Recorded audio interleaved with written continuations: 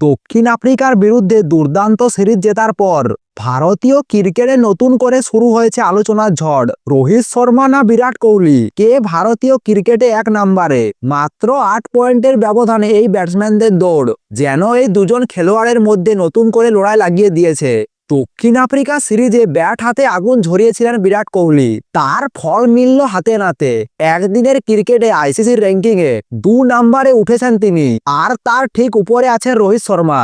দুই ভারতীয় তারকাদের মধ্যে মাত্র ৮ পয়েন্টের ফারাক। নিউজিল্যান্ডের বিরুদ্ধে আগামী সিরিজে রোহিত শর্মাকে টপকে যেতে পারেন বিরাট কোহলি। ২০২১ সালে শেষ ওয়ানডে কেরিয়ারে ১ নম্বর হয়েছিলেন তিনি, তারপর বাবর আজম ছিনিয়ে নেয় তার সিংহাসন। বহুদিন পর আবার ১ নম্বরে ফেরার দুয়ারে দাঁড়িয়ে রয়েছেন দুই কিংবদন্তি ক্রিকেটার। অন্যদিকে সিরিজ না খেলেও পঞ্চম স্থানে রয়েছেন শুভমন গিল। রাহুল এখন দুধাপ উঠে রয়েছে ভারতে।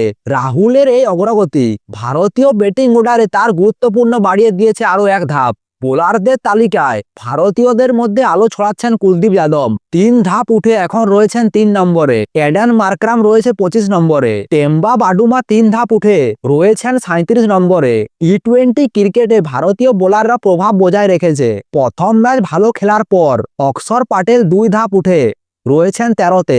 আর্শদীপ সিং রয়েছেন ২০ নম্বরে। বুমরা ৬ ধাপ উঠে রয়েছেন ২৫ নম্বরে। ভারতের ব্যাটিং ও বোলিং দুদিকে জায়গা পাকা করে ফেলেছেন ভারতীয় ক্রিকেটাররা। টেস্ট ক্রিকেটে ভারতীয়দের মধ্যে সবার উপরে রয়েছেন জয়সওয়াল, তালিকায় তিনি ৮ নম্বরে অবস্থান করছেন। শুভমন গিল রয়েছেন ১১ নম্বরে।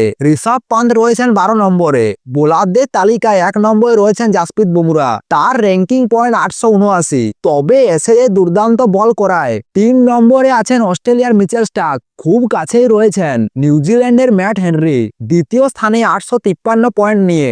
এছাড়াও ভারতের মোহাম্মদ সিরাজ, জাদেজা এবং কুলদীপ ১ ধাপ করে উন্নতি করছে।